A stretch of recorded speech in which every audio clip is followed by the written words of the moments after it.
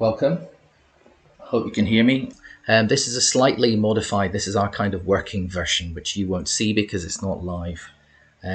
But what's cool about this one is we've introduced the new style of various Elder Rune tokens.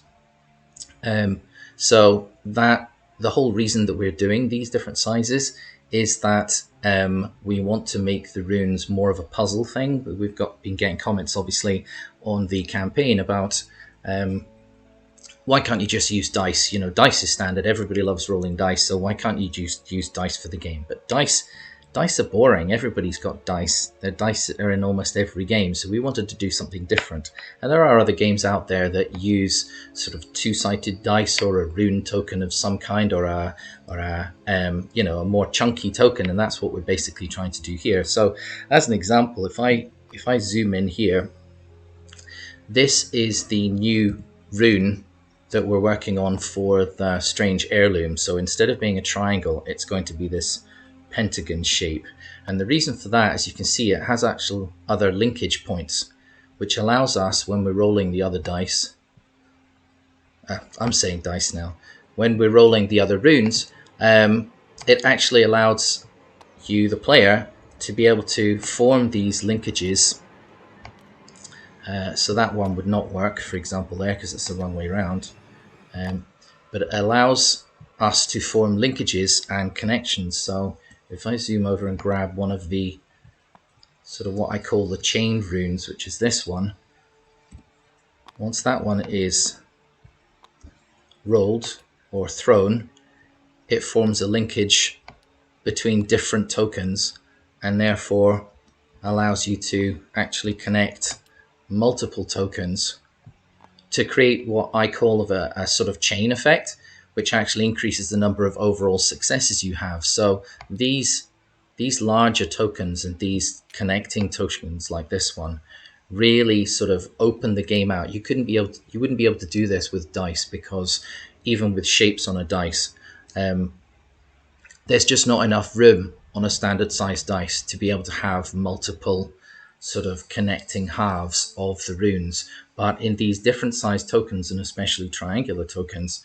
that's possible to do so. And so it really opens up that kind of puzzle element to the game, because you're going to be facing a lot of really tough challenges in the future. And to be able to tackle those, you might need a skill test that's maybe 6 or 7 or 8, which is going to be really hard to do unless you have some of these sort of connecting tokens, which are going to greatly increase your chance of actually being able to produce sort of multiple elder signs out of what you've got. So I just wanted to explain that, because this is a slightly different version than what you will have played or what you will have seen. But that's our current plan for the moment. I think it has a lot of potential to it, and obviously we will be able to expand that in the future by certain items, certain cards, maybe certain lore cards, which will actually give you some of these extra special runes. Like this one, for example, this is an artifact rune with 2 successes on one side and a single success on the other side. So being able to roll that and immediately have a 50% chance of actually getting 2 successes is huge, compared with just having your standard set of 3 sort of half rooms plus whatever you're gaining from other components in the game. So artifacts are really going to be powerful in the game, but there's not many of those available just yet. But in further expansions, as we expand the story outwards into the rest of the Dream Quest series, then these artifacts will become, will have a greater chance of being found, should I say. In fact, a good example is the Elder Rune. So the Strange Heirloom, rather, has this starting Elder Rune, but it is actually, in a sense, a legacy item, that it can actually be, the symbol on there, the icon shown on there is too small. It's just the triangle. So if you imagine that's replaced with this larger pentagram or pentagon, then you can actually upgrade this strange heirloom to a more powerful version, and that version would replace this token with the legacy token. So the danger of this token, the danger of this token here at the moment is that you've got a chance to roll a Cthulhu, because your level of control over how the heirloom functions in the game is really quite poor at this stage. You know, when you're just starting out in the dream world, you don't really know what's going on. You don't know what's happening. You don't know how to control the character so much. So that's why Cthulhu's influence can come in there. But once you've got the chance of gaining a grip on the dream and starting to take control, you'll actually be able to upgrade the strange heirloom and actually replace this token with the legacy token, which really starts to make your strange heirloom super powerful. You know, and it's going to save your life, save your skin when you're up against some of the nastier big Cthulhu monsters that you're going to come across in the game. First question then to you all. Let's just get this get the screen measured, loaded up in the right place. So I'm going to quickly go through the character sheet. We haven't actually set up any of the starting items or anything like that for the characters. Let's just do that first. Get that quickly set up. I can probably explain a little bit about how they actually the different items work as well when we get started. So Rosalind has her starting stats here: 9 sanity, vitality of 11. She does start with a deja vu of 2 and it's actually a deja vu of 1 from what I remember. There we go. And a lucid dreaming of 1. But I've actually sort of fudged it a wee bit by giving us 2 shards just in case we die early on in the stream. So rather than the 1 shard, which has different abilities on it, I'm going to give us 2 lives effectively, just like lives in a computer game. I've given us 2 lives. So the benefit of that is it says when drawing this card, we gain another deja vu and another lucid dreaming point, but we do suffer a bit of insanity. So just to knock our sanity down a tiny bit to start. So I'm just going to set those up now. That goes down to 8. That goes up to 2. To 2. That gives us, it's a good point to start with actually, because we've got a bit of flexibility here between the deja vu and the lucid dreaming. So basically lucid dreaming is not just about being able to sort of magically power up your vitality or your sanity or to pass tests and that kind of stuff. For me and for us, the designers, lucid dreaming is very much about being able to influence and change the dream world around you. It's a malleable thing. It's something that is only happening in your head. So you should be able to control it. And if you do learn to control it, then you're literally able to control the world that you see around you. So lucid dreaming can be immensely powerful. And the more that you get into the game and the more that lucid dreaming, the stat becomes more powerful, you have more points in it, the more that you can really sort of dodge danger, you can overcome enemies much easier. Certain options will become available on the story cards that you just wouldn't have access to if your lucid dreaming was lower. The cool thing about deja vu, however, is if you just think of it, it is more than just memories. But if you think of it in terms of memory manipulation, it's all about you as the player discovering the secret clues that are locked within the lost memories of this character. So this dreamer has kind of, if you like, because she's fragmented up into many shards and many fragments scattered throughout the dreamlands, she's lost a lot of her memories. So she really is lost. She doesn't know where she is or what she's doing. So your job within the game is to pull those fragments together and start to uncover some of the memories. So for those of you that have probably played the game on TTS already, you might have come across this already, where you occasionally get the option to actually use your deja vu points, which means in French it means to already have seen something or think that you've already seen something previously. So it's like a memory. The deja vu ability allows you to actually unlock those memories and relive those memories, which gives you a clue towards the current situation. So it's not just like giving you a clue token and saying, here's a clue, you can use it later. This is much more specific. It's about actually using a memory that you've unlocked to uncover something about the situation. So we do need to start off with some starting items. So let's just quickly shuffle those up and we'll draw. We're not allowed more than the usual 3 to start. So let's just pull them out. Yeah, we don't need that. That's the standee. What do we get? Okay. Oh, nice. We get the letter opener. Kind of odd, these starting gear. We had a bit of fun with them because it's the idea that your starting gear is equipment that you've actually, they're things from home in the real world that you've actually brought with you, bizarrely enough, into the dream.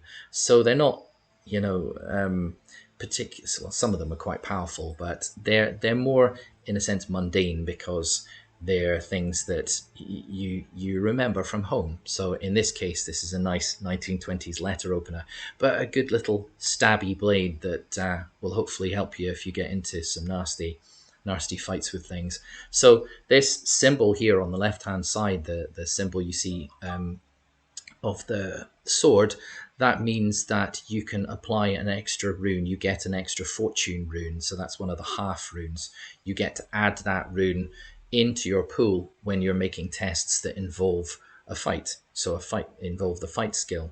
However, you'll see at the top hand right corner, there is a Cthulhu symbol sitting up there. So that's a fade. So what that means is that Cthulhu means that when you use that item for any ability that it has, so any function, any ability, and including that symbol there, you need to make a fade test, which means that you roll a dice, and if it comes up with a Cthulhu, then Cthulhu's influence on the dream means that you just forget totally. You lose the memory of having this particular item as part of your equipment, and it fades from the dream and you have to discard it.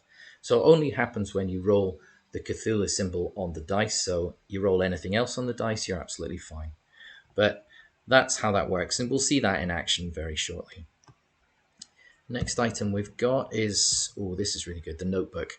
So the notebook is kind of a really cool one because it actually allows you to store, it's like you can add pages to your dreamer's diary, to your notebook. So that's what it says here. You can store a maximum of 4 lore cards under this card.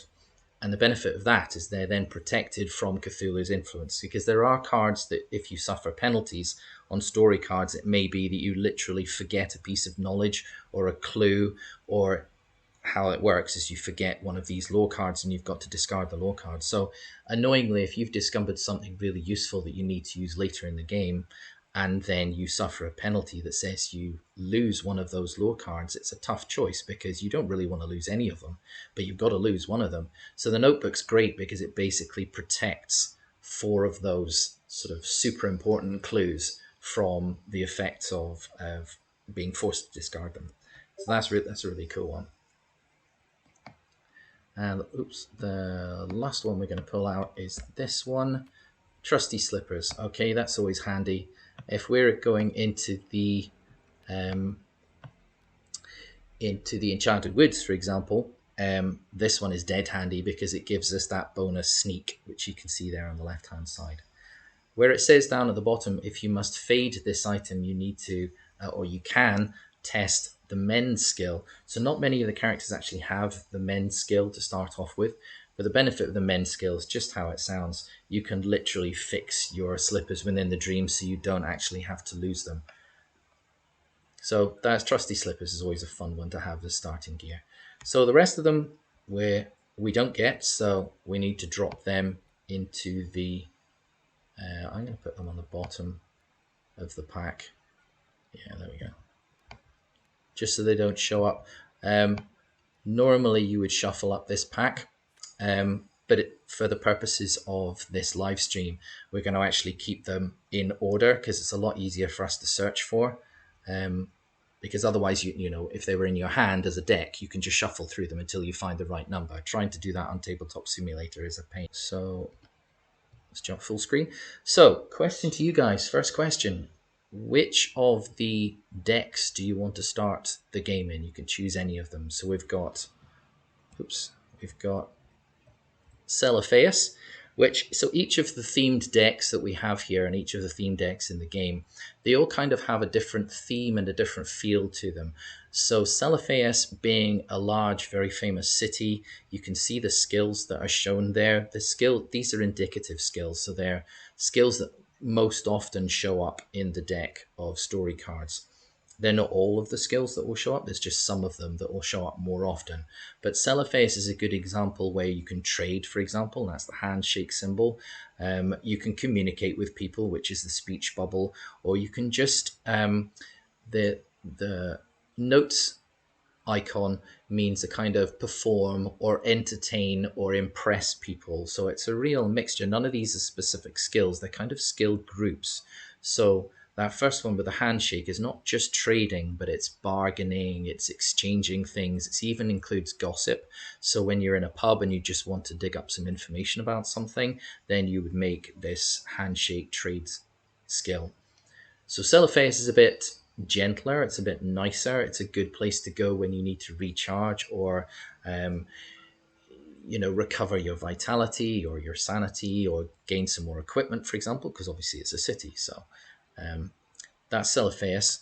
The next one is Dialathline, which is, as you can see, very much an industrial city. It's more like a city of pirates and certainly a more dangerous place than Celephaeus is, I would say. But it's also a great place to find black market items, unusual things, and uncover unusual secrets as well. So Dilathline's a lot of fun, but dangerous. Then Valley of Sky. This actually is a much larger deck than is actually shown here in the demo. I'm just seeing if it shows the number of cards in each deck. No, it doesn't. But the Valley of Sky, it's a river valley, so literally anything can happen. So it's a real mixture of exploration. There's some, as it shows you there, the potential for combat, for fighting. That other symbol with the flames and the pentagram in a circle, that's actually your casting abilities. So that's your lore and knowledge of the Necronomicon, certain evil and nasty spells that you've learnt. So there's a chance to do that kind of thing in there as well. So Valley of Sky, I don't think there's many cards in there, so that might not be such a good choice to start off with.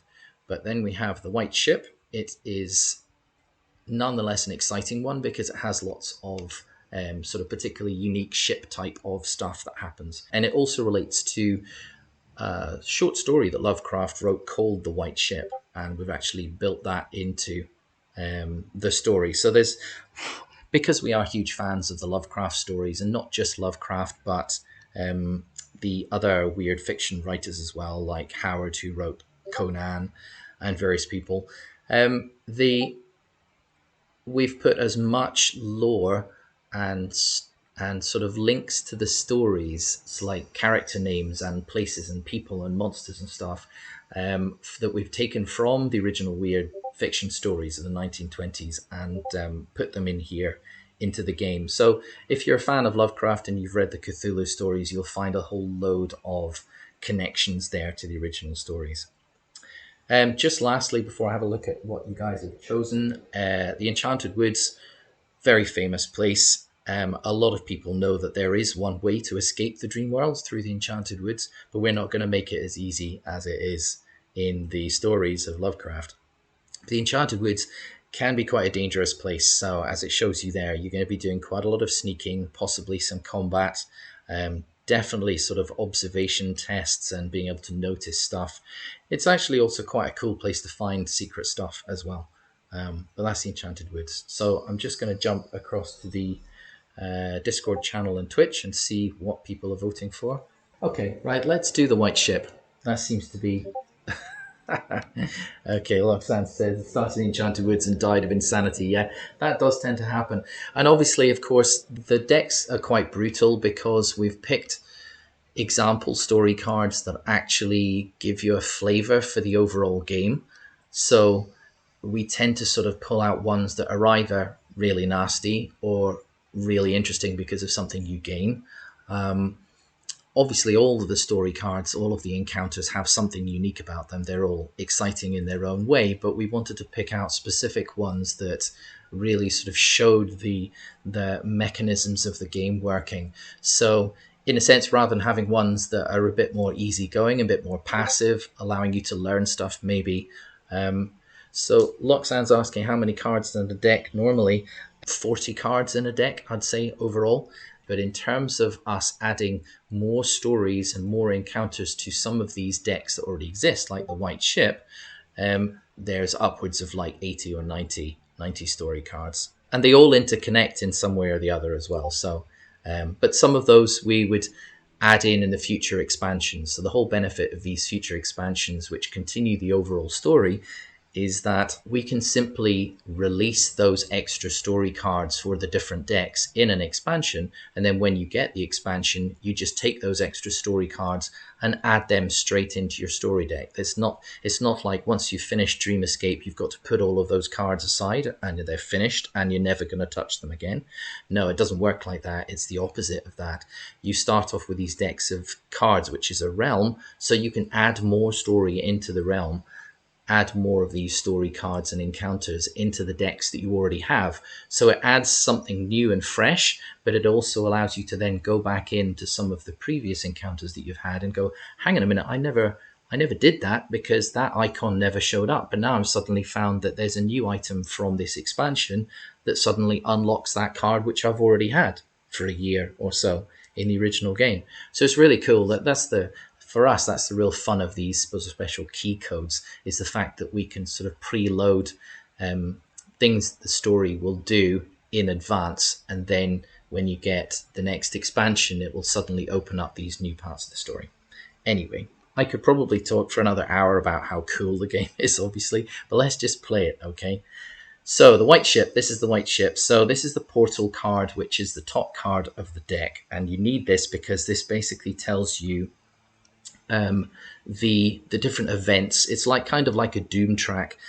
It's not all bad. Some good thing happens, like you can see there. If we move up one step on this track, you actually gain some health as you recover while you're on the dream.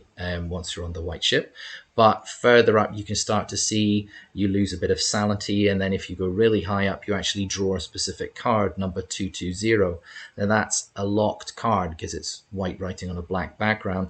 So it might be a good thing. It might be a nasty event that happens. But this is the event track, and each one of these is totally different. So you need to have this open. If I jump to, I think it's that one, there you go. This is the event tracker. So as we go through the game, we'll be moving the token up, and that triggers the event that's mentioned on the main card, this one here. So apologies for these being twisted and tilted around like that. It's just one of the weird quirkies that Tabletop Simulator does. It gets very confused about how the different cards are oriented, so I just have to do it manually. So this is the first card. This is randomly shuffled. So this is the first card. You just take the first card off the deck. So yeah, as somebody pointed out, this is a tough card to start with. So let's just see what happens. Sometimes you get it easy, sometimes you get it hard. So for those of you who will struggle to see this on the screen, I will read it out to you. I dreamed that something immense moved deep in the world's heart, a vast intelligence dreaming of places and worlds far out beyond the reach of the oldest starlight. This ocean of measureless space was a formless bubble spreading outwards through all dimensions, faster than the awareness of even such monstrous intelligences as those that walked unhindered through its inky blackness. Out in the cosmic infinities, galaxy-spanning civilizations, wholly alien to our parochial dimensions, waxed and waned, were born and died again with barely a ripple. The uncaring cosmos continued to expand as entropy, the final arbiter, gnawed at its heels. It was alone, trapped, dreaming of a lost sibling. I knew this, for I could see through its eyes. So we only have one choice here. So that's our narrative bit, and we only have one choice here, which is very much a tough choice. So this means we need to make a willpower test or a will test of a level 5 difficulty, which I'm sure is going to be absolutely impossible. And just sometimes these things happen and you've just got to take it on the chin. So if we look at our character sheet down here, we don't have will as a skill. So we're not going to gain any bonuses for that. We could certainly roll the strange heirloom and run the risk of rolling a Cthulhu, but we don't have anything else. In fact, you know what? I'm going to do this as a... No, I will leave that there. I'll leave that there because there's a good reason to leave that there. Sorry, but we don't have any other willpower, so I think we're just not going to risk blowing a Cthulhu on something like this, and we're just going to have to see what happens to the fail. I'm sure it's not the end of the world. We can't die on the first one. So on the card there is a success side and there is a failure side. Now we failed the test. And this is the thing, just you can choose to fail a test and there's no need for you to actually roll the runes every time. You can just choose to fail and that's it, and off you go. So in this instance, we read the outcome paragraph for the failed will test that we've done. Out there beyond the stars, the mindless cosmic ravagers spun and gorged on the light of the newborn. Perhaps it was entropy itself, degeneration and decay, and final ultimate screaming disorder. Destruction was its name, the dark brother of Azathoth, an ancient name remembered only in the annals of lost Lemuria and the scrolls of far-off Solano. It was Shim-Gorah, the great devourer. Okay, that's nasty. So we've got to suffer -3 to our sanity for basically apparently seeing through the eyes of this creature, this entity in space, whatever it is. And then it tells us we have to draw card 2054. So let's deal with this first. So we're going to lose some sanity. Great start. 8 down to 5. And then we'll do this. So Evie's asking what happens if we go to zero sanity. If you go to 0 sanity, then it's not game over. You die or you lose that shard, shall we say, but you do have, in this instance, you have a second shard. So what would happen is you'd lose 1 shard and this card would then flip over to the 1 shard and you'd be able to carry on playing. But once you run out of that last shard, that life, then it's game over completely. It's in the same way that if you run out of vitality, obviously your vitality goes to 0, then it would be game over. You'd lose the shard and you'd have to flip, if you could, to the next shard. So they kind of give you those extra chances to survive. However, one of the things you can do with lucid dreaming points, this one here, is you can actually spend a lucid dreaming point to regain some sanity and some vitality together. So it's effectively like you dream yourself back into being healthier and stronger and more sane. You can't obviously do that all the time because you're going to be running out of lucid dreaming points, but it's a very good way to keep you from certain disaster. So the other thing I wanted to draw your attention to on here is you can see here that in the center point there's a yellow cube. So this yellow cube means that even though we've suffered a failure in this particular encounter, we do gain some experience from it. It doesn't matter where those cubes are. Sometimes it'll be on the left, sometimes on the right, sometimes there'll be a cube in both of those spaces. You just apply whichever the number of cubes that's shown there. So we do get to gain a little bit from our experience, and we get to put our experience up by 1. So the card it said was card 2054. Also on this card, as you can see, luckily down at the bottom, those 3 red circles, these would be penalties that we would suffer as well for failing the encounter, but there's none there, so we can just ignore that. That's not a problem. And once that card is finished, we're just going to shove that straight into our memories pile, which is a sort of general discard area. Then we'll look for card 2054, which conveniently is the top one. As you can see, it's upside down. Right, so card 2054. Effervescing frigid coils, feelers of a vast alien mind wrapped around me. Lost and numb, my mind was dragged across distant cosmic gulfs, beyond Yoggoth, beyond even Zenaf and Capella, to a meteor-pitted surface obliquely lit by the light of dying stars. Before me jutted uncountable spires, each one a glyph-clad cyclopean monument thrusting outwards in a malignantly defined spiral order. I plunged through them like sleeting cosmic rays. The glyphs flickered, drawing energy as I passed towards a titanic hole split by monstrous fissures, abyssal canyons, and jutting shelves that tore at my mind with their accursedly unnatural dimensions. Down into that nameless pit I fell, eyes seared by flickering eldritch lights, as the great devourer, the light-eater, Jim Gura, finally awoke. Okay, that doesn't sound good at all. So these symbols down here means that we have to flip the card over and then we have to roll the dice 3 times. So that's our instruction for this one. So I'm going to flip the cards and then this is the dice we're going to be rolling. So there's 3 dice in the game. There's just a general pip dice. There's a reward dice, which occasionally gets triggered from rewards. And then there is the elder dice. So I'm just going to hit re-roll of it. Oh no, it's not even working. Is that not working? Roll, you silly thing. Okay, I'm just going to flick it and try not to spill off the table. Okay, so we get 1 Cthulhu. Oh, come on. 2 Cthulhus. Oh, you gotta be kidding.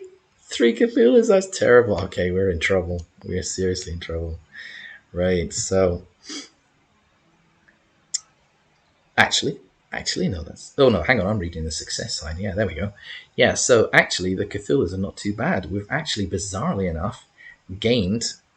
For every Cthulhu rolled, we gain a Deja Vu, but we also suffer 1 token, which is a status token, to a card in play. So if we did have any of these red cards in play, then we would have to add further tokens to them, making those statuses, those conditions, maybe it's being cursed or poisoned or terrified or something, we'd have to add more tokens to those and make those even worse. But luckily, amazingly, because it's the start of the game, we actually don't have to suffer those. But what we do gain is 3 Deja Vu, which is pretty awesome. Oh. Deja Vu up to 5. That's actually really good. So, then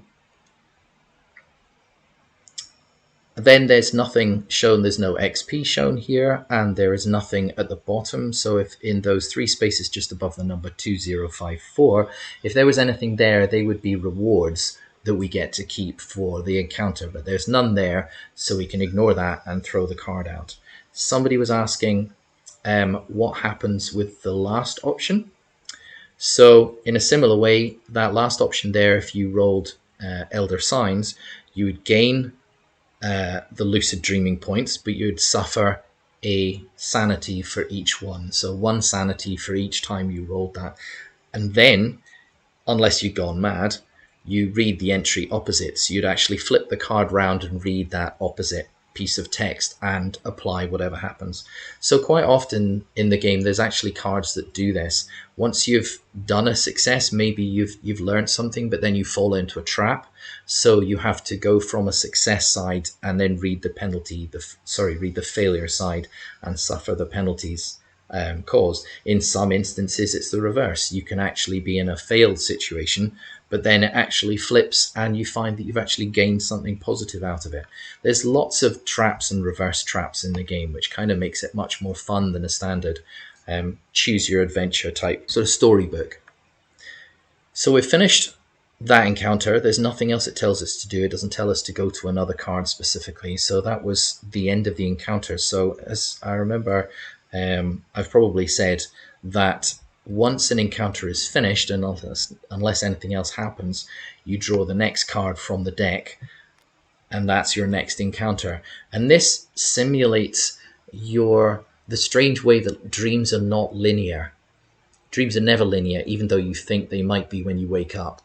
Strange things happen and they jump from one thing to another without you really having much control. And early on when you play the game, that's exactly what happens.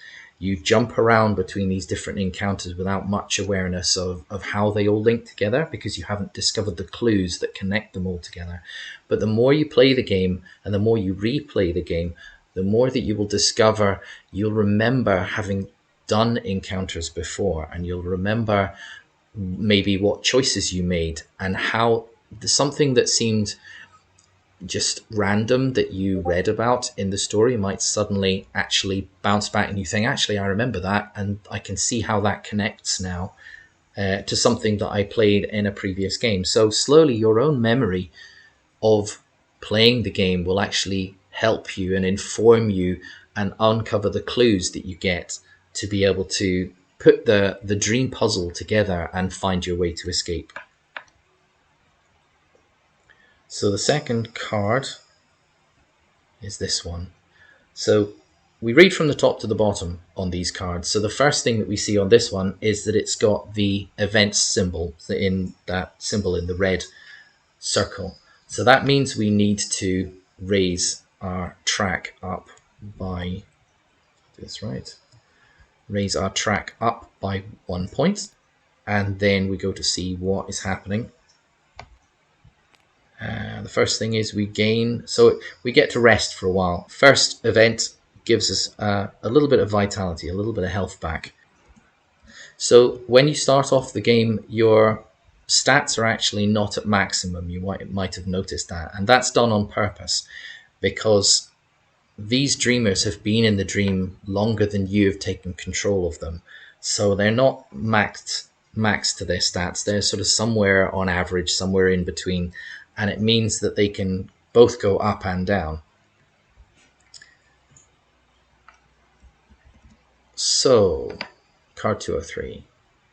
Exploring a ghost ship was an eerie pursuit. With the exception of creaking timbers and the constant swash of wave crests slapping the hull, the ship was silent. No seabirds flew above the masthead, and no shouts from sailors tending sails or calling down from the rigging.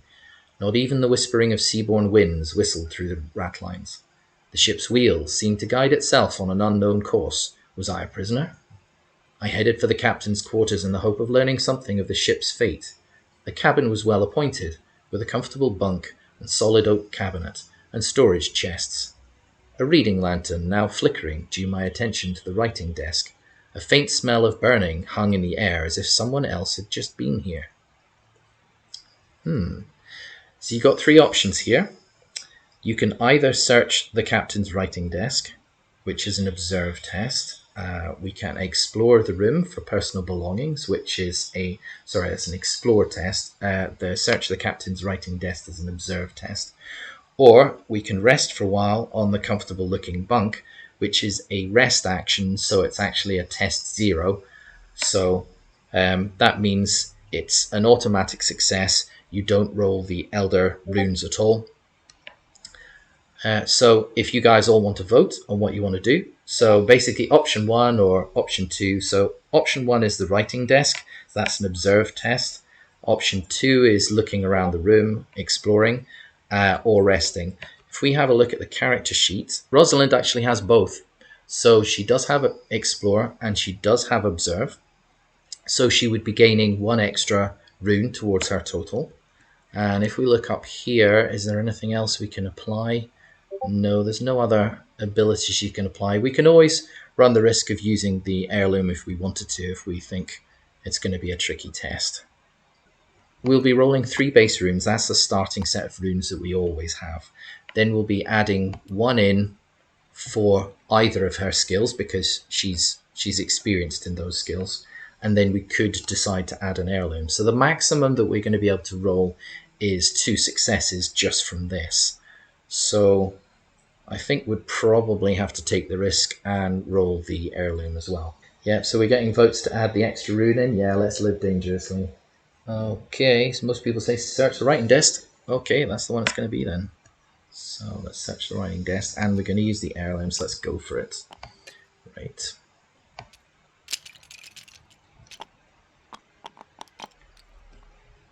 Oh, right. Okay, this is cool. I think we're good. So that one would give us 1 success. And that one will not give us... I'm going to zoom in for you here, because this is important to see how it works. That one will not match up. So that one does match up, makes the elder sign. This one does not match up, so that's not a success. This one, however, gives a success as well, and I don't believe this one does, even if we wanted to. Yeah, it would actually. Yeah, we've actually got 4 successes overall.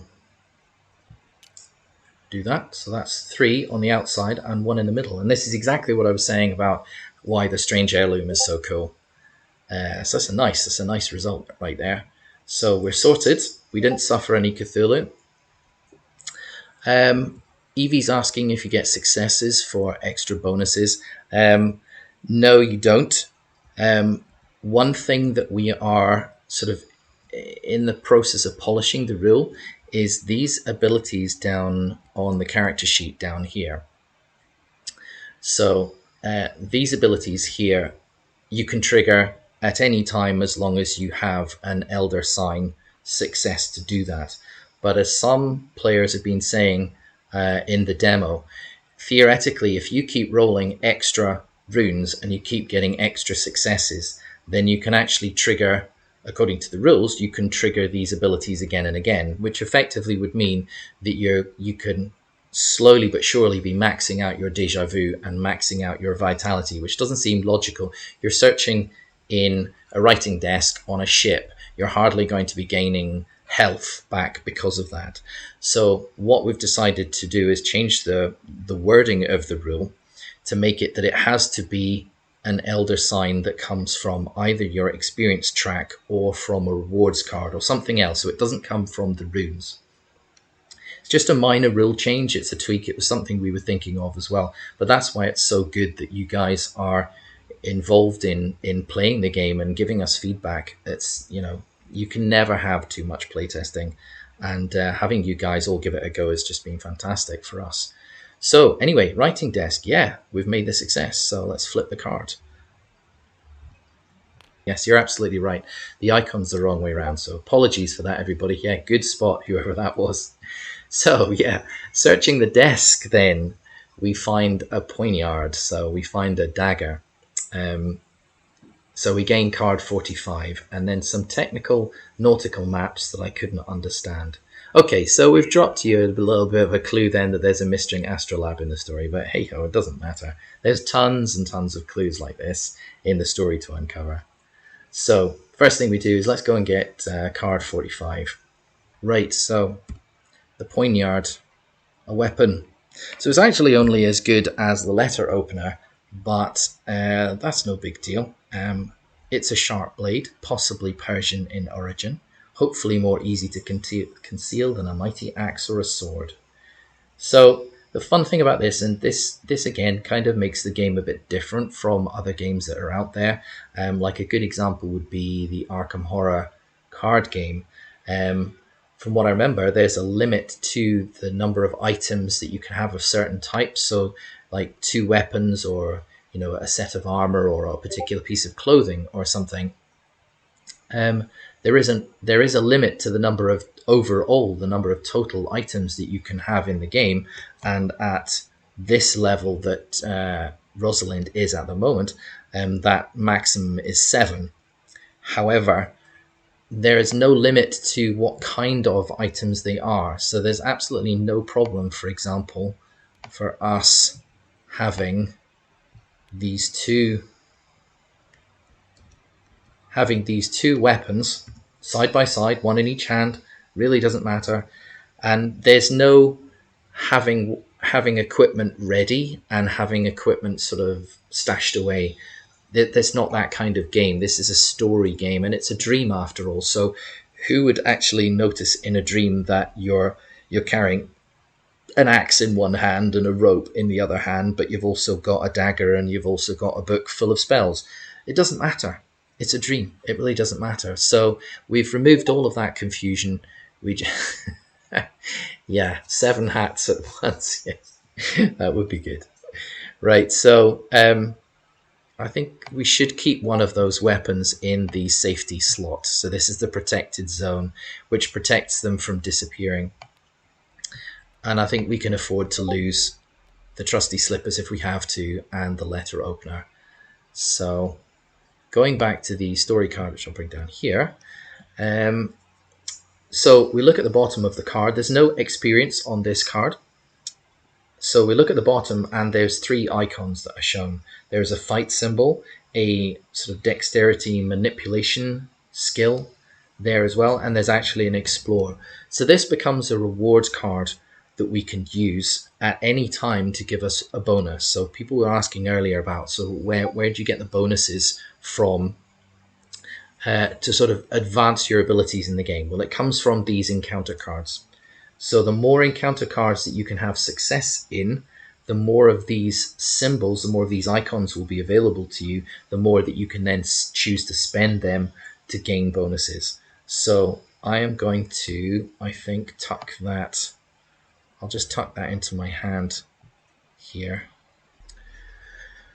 Although this ghost ship was devoid of any living thing besides myself, it was amply supplied with provisions. I took stock of the many crates in the hold, in advance of what I feared could be many days or months at sea. Why the crew had disappeared, I had no idea, but I was truly grateful. From quarterdeck to forecastle, I explored the ship many times, finding potentially useful items everywhere. The galley was well stocked, and tools for mending and running the ship were in abundance. It was like a floating safe haven, far away from the terrors lurking in sunless grottos and dismal nighted abysses.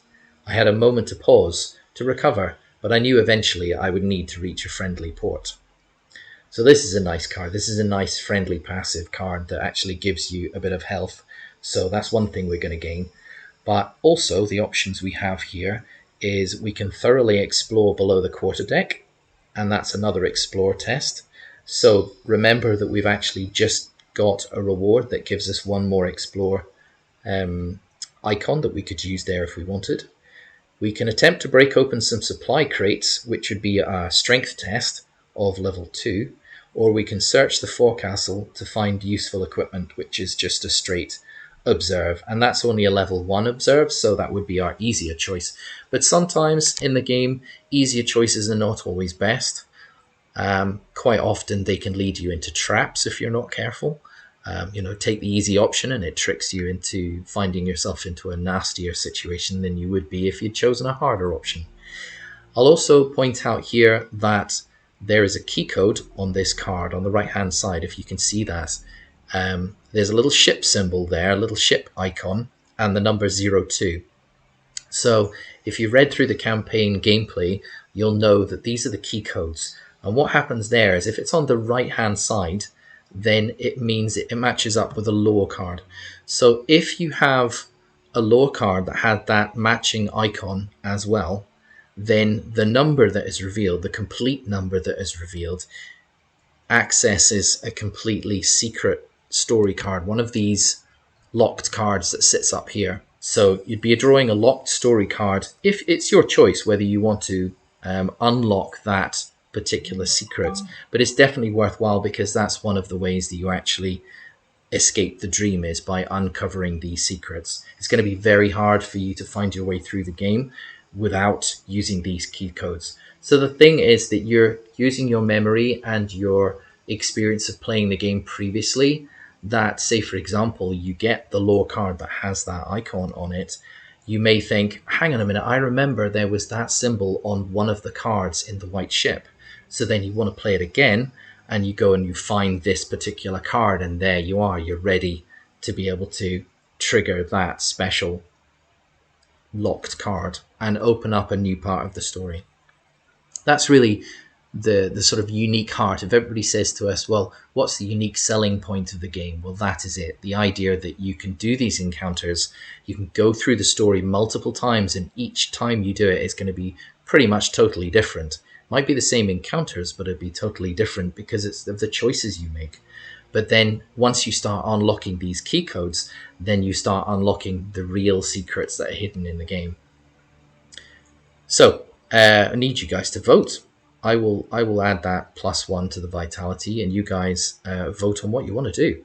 So explore the quarterdeck, below the quarterdeck, so that's the explore test, or we can try and break open some crates, or we can do an observe. Rosalind is actually quite good with the might as well. She's got some strength there, so she'll be able to do that. So that's a might test, so she gets 1 for that.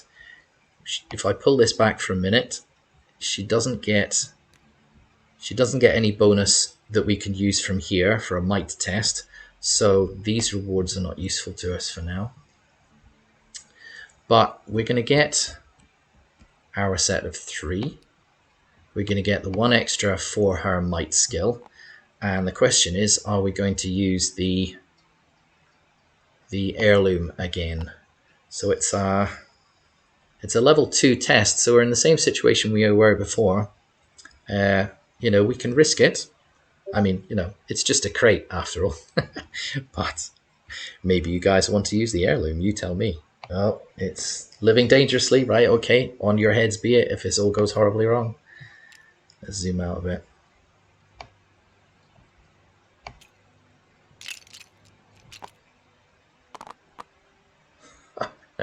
Yeah, what was I telling you? You see? You fools. What have you done? So, but that does show the mechanism, so that's quite good, I guess. So, let's have a look at what we get. So we've got 2 right-hand sides. We've got 3. We've got 3 right-hand sides and 1 left-hand side. So we got 1 success here, but that's not enough to pass the test. We needed 2, and in fact, Cthulhu has reared his ugly head.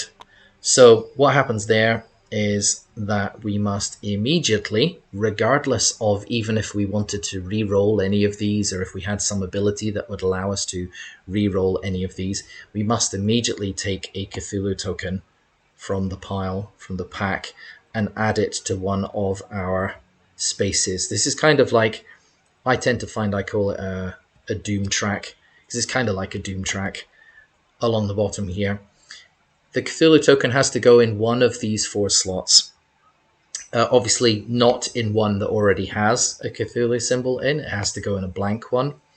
But we're not obliged to put them on the abilities. We actually have 2 blank spaces here, so it's far more sensible to not cover up our abilities for now. And then once you get 4 of those in the row, so the row is all full, then the next time you get one, so that would be your 5th white token, instead they all get removed and they convert into a very nasty mythos token, which is one of the red ones, and the red ones go on your character skills. So it's kind of like this is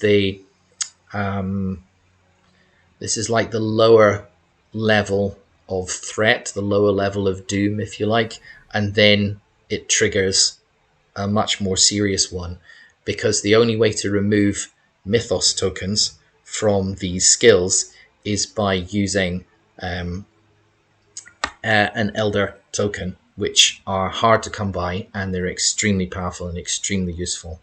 If you get too many of the red tokens, it's game over. So when Evie was asking what happens, you know, when the character dies, this is one way for the character to die or lose a shard, is that you get too many mythos tokens on there. So we have to put the Cthulhu token on, so let's slap it on that one. It's no big deal for now, we've only got the 1. I'm sure we'll be fine for a while. But we failed the test, so apart from supplies of dried rations, which I took with me, most crates contained basic trade items. So there we go. We don't actually gain that much out of it, but also we don't suffer any penalties, so it's not that bad. It was only a crate, it wasn't a monster. So it says gain card 43. So dried rations. So somebody was asking me in, I think it was Discord actually, what happens when you've used this. Say for example, you use this item and you gain the +1 health, the +1 vitality, and you can roll. You have to roll for the Cthulhu fading situation. The rations kind of get used up. But if that doesn't happen, then you've still got the dried rations card. But does that mean that card is like no longer useful for anything because you've already gained that +1 health? Well, the answer is no. That as long as you have these cards in play, you can use them again and again and again. They never end. In a sense, it's another facet of the dream world. You can have some dried biscuits in your pocket, but every time you reach in and you eat some, you've got more dried ration biscuits in your pocket because it's a dream. they don't necessarily run out. So it's, for us, that's kind of another cool thing about this game that you don't get in other games, is that we've really tried to play hard on this idea of it being a dream. So strange things happen, and a lot of the strange things that happen come out of the gameplay. So, for example, there's been many games where I've had the dried rations and I've been really desperately in need of health, so I've used them, and then immediately they disappear and they're out of the game. And then other times I've had dried rations there and they've literally stayed in my pocket the entire game and they've never gone away. So you never quite know what's going to happen in the dream world. So the last thing I was going to say about this story card is that we don't suffer any penalties and there's no experience to be gained from here. So we just drop this card into memories and we're away on the next part of the story. We sailed southwards, chasing a wide-winged grey bird that at times dipped beneath crystal waves to become a wide-finned sea creature. A pleasant coast of blossom-filled meadows in a riot of every hue and texture appeared. Quiet groves and manicured arbours basked radiant beneath the glowing meridian sun. Beyond that were rolling hills replete with serried ranks of lush vines, coloured in deep orange and cinnabar. Bursts of song and snatches of lyrical harmonies were interspersed with laughter. I did not know this land, but my heart longed to leave the ship and join this distant idyll. Yet even as we neared those faviolate cliffs, I noticed rack-plastered rocks and heard the mournful wailing echoing from within those honeycombed shears. Doesn't sound too good. So we have to test willpower for some reason that we don't know about. And it's a test 4, so we're going to be in trouble in sense of passing the test. There will be hard tests in the game that you just don't have a hope of passing, certainly this early on in the game. But that's important as well, because as one of our main playtesters said, it's actually easily as fun failing the tests and seeing what happens when you fail and when things go wrong than it actually is to succeed all the time and pass tests.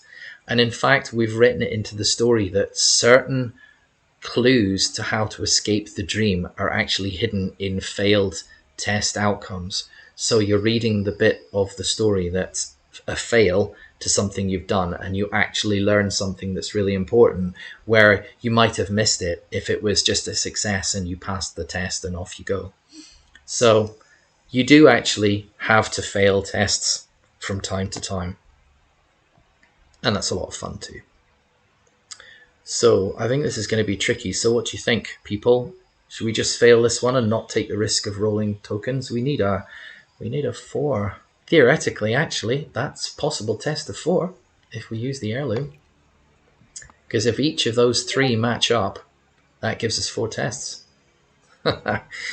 Loxan's not going to even try. What's people going to vote? No risk, no fun. I like that mentality. No risk, no fun. Let's go for it. Right. Let's try and roll these a bit better, though. I don't think we're going to make the 4, though. Certainly not with a Cthulhu. Anyway, so that's definitely a fail. So, okay. We're going to have to fail this one. And we're going to have to take another Cthulhu token. So let's do this right now. Let's put it in that blank space. It's not going to affect us yet. Fail. So there's an XP. There's an XP cube, so we do get that. So we approached the coast through a sea of water lilies, nearby caves echoing with songs of hedonistic revelry and Bacchic? Yeah, Bacchic, I think. Bacchic frivolities. Was this legendary Venusberg Tannhauser's ultimate destination? And if so, I yearned to join those unseen revelers. As one, the crew deserted their posts, enraptured by the sounds, and the ship veered towards the cliffs.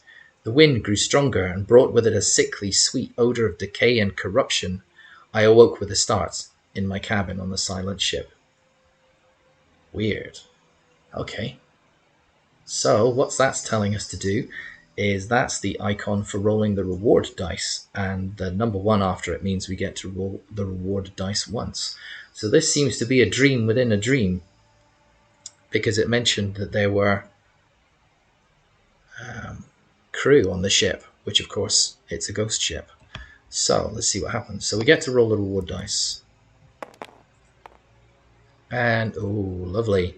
So we get so if I zoom in, we get a lucid dreaming point. We're up to 3. That's good, because if we reach 5 lucid dreaming points, we can actually choose to spend them all and convert Rosalind from this starting level, the level 1. We can convert her into a level 2 character. And when we do that, the Cthulhu, so if we do that, then all the Cthulhu track disappears. The Mythos tokens would stay, but we do actually get to move one of them around. So definitely there's huge advantages. And I should say that more abilities become available, and her skills become, or she gets an extra skill as well. So the characters definitely become more powerful as you upgrade them. So that penalty there means that we have to discard one of the skill, what we were calling skill focus, we're now calling skill mastery, thanks to you guys. So skill mastery tokens are these things here. So they're permanent upgrades to your character. So the token would go on top of there, and that basically means instead of gaining a fortune rune, which is one of the half runes for these skills, you now get a master rune, which is the automatic success on one side and a nothing on the other side. So it's a 50-50 complete success or nothing. Definitely helps you advance in the game. So the problem of that card is that's telling us we'd actually have to remove one of our skill mastery tokens if we had one. But luckily enough, at this stage, we don't have any, so we can ignore it. The layout of this silent ship was disconcertingly random.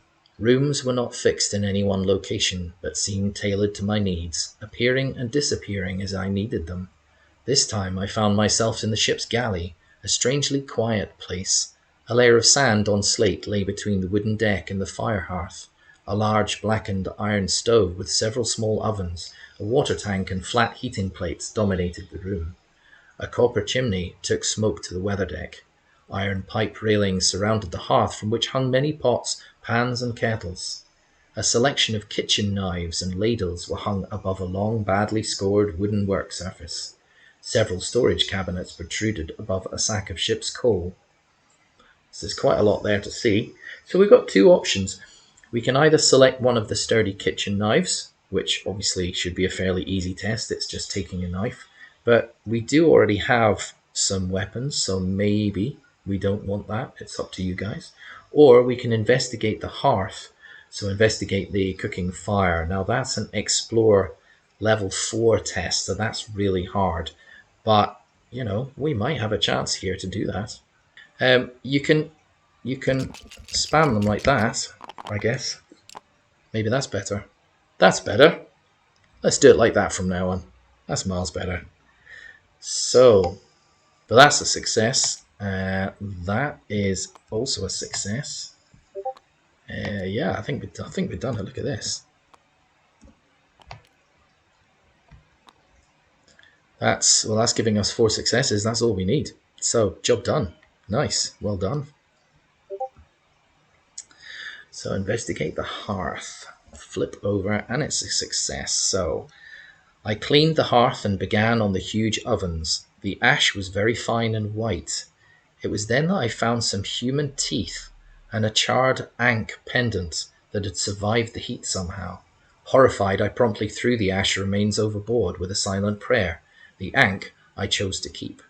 So this is cool. So this is our first secret item that we get. So you see where it says gain 74, that is one of the locked item cards. And we also gain a Deja Vu. So there's a clue there that we've come across this before in the game. Okay. This looped cross pendant in precious metal was obviously an heirloom of Egyptian origin. So the first thing you see about that is there are some key codes on the right hand side there. So this is obviously a very important item to get in the game, and it unlocks secret parts of the story. Also says you may place a maximum of 1 elder token on this card, which is why there is no, if you look up at the right hand corner, there's no Cthulhu symbol, so this item cannot fade. It can't be removed, it can't be discarded in that way. So instead, that's a place for you to put a maximum one of these elder tokens if you have one, and at any time you can spend that token to gain 5 health. Because after all, the Crux Ansanta, or the Ankh symbol, was a symbol of life to the Egyptians. So there you go, minor fun fact for today. So that's really cool. So we get to keep that. So now we've got a choice to make here. So we're collecting a fair amount of stuff, but we can only protect a certain amount of them. But because the Ankh cannot be faded, at least by normal fade tests, we can leave that out. We don't have to put it into one of the protected areas because it's not going to be faded in that way. However, I will caution you when you play this game yourself, there definitely are cards in the game that one of the penalties for that is that you must remove an item card from your play area. And in those situations, you do run the risk of losing cards like this that are not protected. So just be aware of that fact. So it's tempting to put that up there, maybe in protected, but I think we'll be all right for a while. So what else do we get? We get 1 Deja Vu, so let's get that pushed up. Surprisingly, we haven't come across any cards that allow us to spend those Deja Vu yet. They tend to be in the other decks, not in this story deck, certainly in the demo version. Then it actually says banish this card. So that's that last symbol with the skull. So this card is removed from the game because you've effectively done that. You've unlocked that part of the story. So that card is finished. So you're not going to come across it again. You're not going to find a second Crux Ansanta. So that's why that card has to be banished out of the game. And you'll find that some cards get banished from the game in this way, and sometimes due to mistakes or failed tests that you make, you get a card banished, and then you think, damn, I can't follow that part of the story. That part of the story is now locked off to me. And you'd have to replay the game and come across that same situation again and maybe make a better choice to unlock whatever you'd found there, and to avoid that card being removed and avoid that part of the story getting unlocked. So the next one. I was enjoying the warming rays of a meridian sun as the white ship, my steed and prison, forged across the southern ocean beyond the Isle of Oriab. The land was invisible. Only the volcanic peak of Mount Ingranex stood above the horizon. Sailors in more northern ports spoke of the carven mountain in hushed tones, telling tales of dark-winged horrors that eternally circled the summit. The ocean was calm and clear as we followed a pod of cetaceans, a primeval mixture of ichthyosaur and trilobite. They sported huge back-swept antennae that split the flat water like twin blades. As I watched, I saw something behind them. Like a nuée ardente it was, but with no discernible form or colour. It roiled towards us, devouring both sky and sea as it approached. So, you've got some options here. You may see how the sea creatures react to this, whatever it is, this cloud of fog. You can study the thing itself, which is a slightly harder test, or you can take precautionary evasive action right straight away, and that's a manipulate test. So that's a level 3. So the easiest option is to simply see what the sea creatures are doing. That's a level 2. But otherwise you can study it yourself, which is a level 3, or you can take evasive action, which is also a level 3. So if we look at the character sheet again, she's got the observe, but she doesn't have manipulate, the hand symbol. She also doesn't have the other one. So tricky choice. What's it going to be, folks? So I'll show you the options again. We can do the observe, which is easier for us, and she has the ability to be able to do that. The other one is a think test, or an understand or observe some clue or some extra piece of knowledge, which is a level 3. Might still be possible. And manipulate, which is also a level 3. So the thing is about tests that you don't actually have skills specifically for, that doesn't matter. You can still make the test, but you only gain those 3 basic runes in your pool. You always get those set of 3. You just can't get any benefits from the skills that she has. If you have reward cards, you can certainly still apply the reward cards, and if you have any items or lore or anything else that you could apply to the role, then absolutely, yes, you can. Yeah, observe, it is. Okay, let's get that out of the way for now. It is base set of 3 plus the one for her observe skill, and I believe that's all we have available. There's no other items that she has, so just roll those 4, or shall we risk the heirloom one more time? It's a test 2, so we could do it if we're very lucky. Right, we're just going to spam the R button.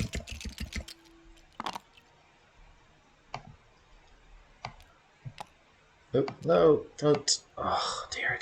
Right, I'm re-rolling that. It does have a tendency to do this. It suddenly sticks as if your hand is hovering over it. So we've got 1 success. That's 1 success there. And second success there. We've done it. Well done. Nice. Okay, this is a good one because we've got the 2 experience points as well for this. So, the cetaceans turned and leapt clear of the water in fear. 2 were caught by the leading edge of whatever this thing is and dissolved instantly in a spray of purplish blood. Okay, that sounds nasty. So, it's telling us we must flip the card back over, and now we really must test this specific skill, but it's actually gone up, so it's not a test 3, it's now a test 4. So this is the evasive action maneuver. So basically, by spending time watching what the animals do, whatever this thing is getting closer very, very fast, and we've got an even harder test to be able to get away from this. So I think we could be in trouble here. So it's a manipulate test, but it's a test 4 is what it's telling us. We don't have anything that we can apply at all. So it's absolutely got to be the heirloom. She doesn't have the manipulate skill, so that's all we'll be rolling. We need a test 4. So it's 1, 2, 3, 4. We've got to roll. It is just doable with the heirloom. Yeah, absolutely. Go for it. So let's go for it. It's not working. Oh, I hate you, Tabletop Simulator, sometimes.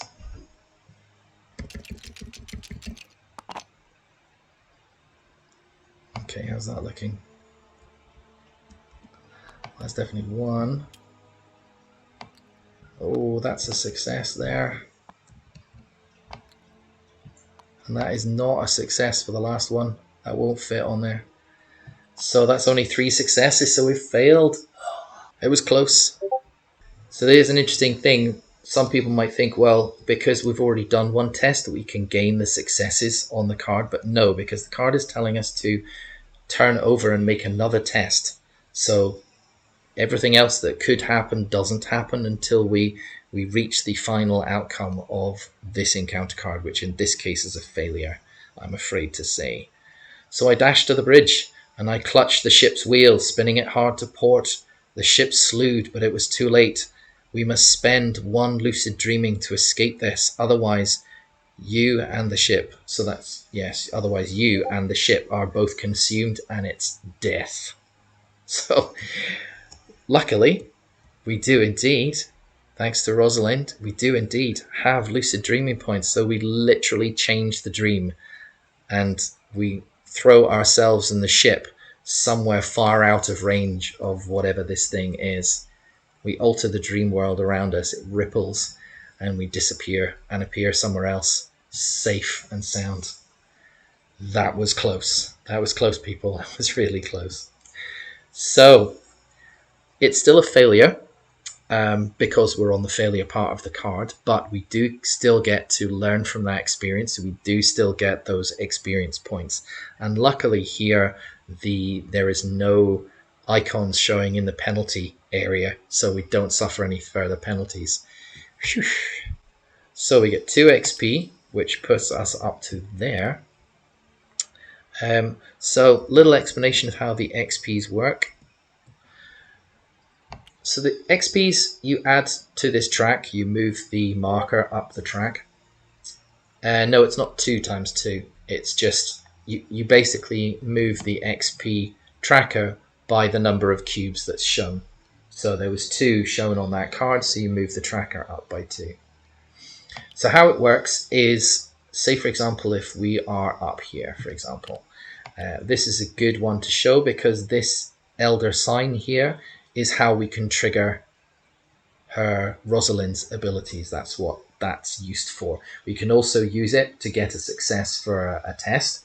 So if we, for example, if we needed a test of 4 successes and we only get 3, then we could indeed use our XP. Even though the marker is beyond that symbol, we still get to choose any of what is shown below our current placement of the cube on that track.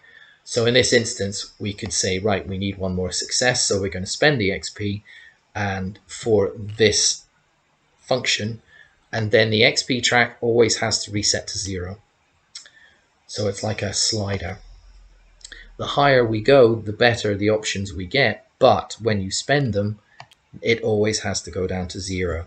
So it's very much a kind of risk versus reward mechanism.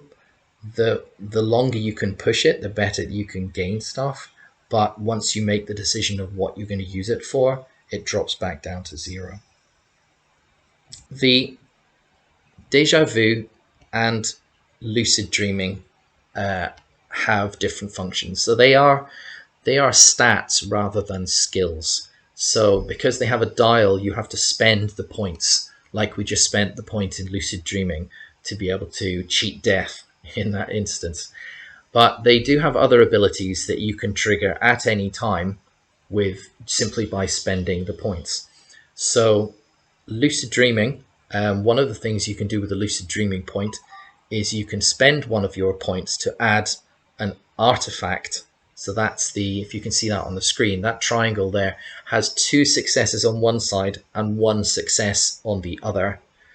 And you can add that to any skill test. So you would, for example, when you're ready to make the test, or even after you've made that initial roll of the Elder Runes and you've failed the test, for example, there is no reason at all why you cannot spend a Lucid Dreaming point to add that extra rune into your pool.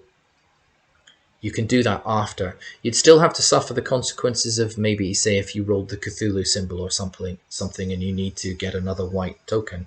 But there's no reason why you can't actually add further runes to a test, even if you've failed at that first instance. Do you see, if you understand what I mean? So it's what we call failing forwards.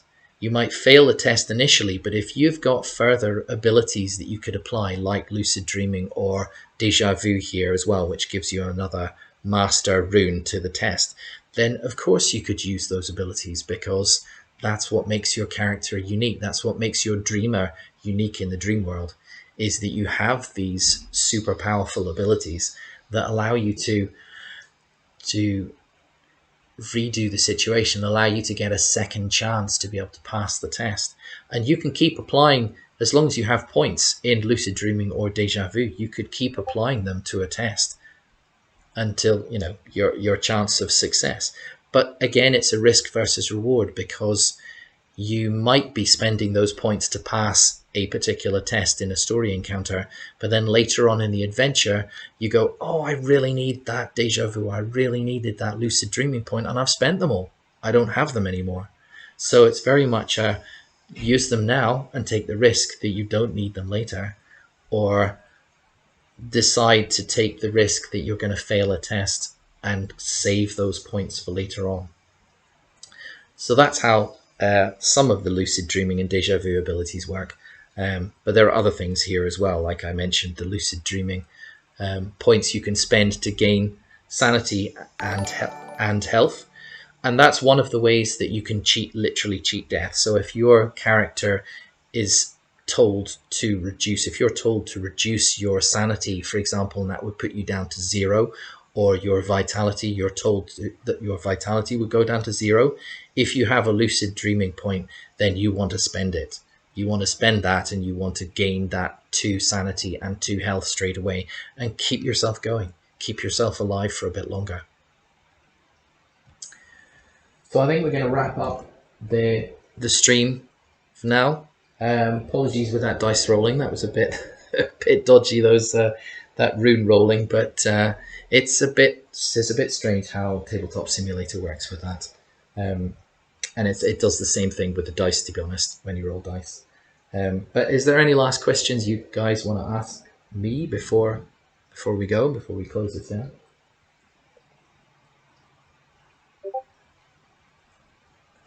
So Rice is asking, could we then also in the same situation where we have a skill test and we don't have enough successes to pass, could we then also choose to spend more rewards to add more runes after that initial dice roll? Yes, you absolutely can, for the very same reasons.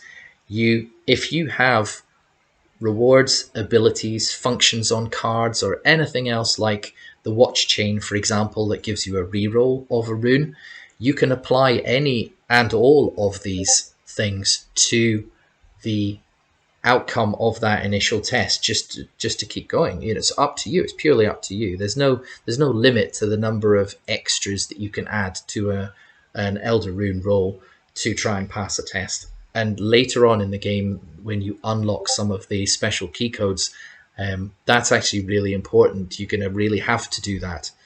You're going to have to push those extra runes to try and survive those encounters. Otherwise, it will be a very quick death.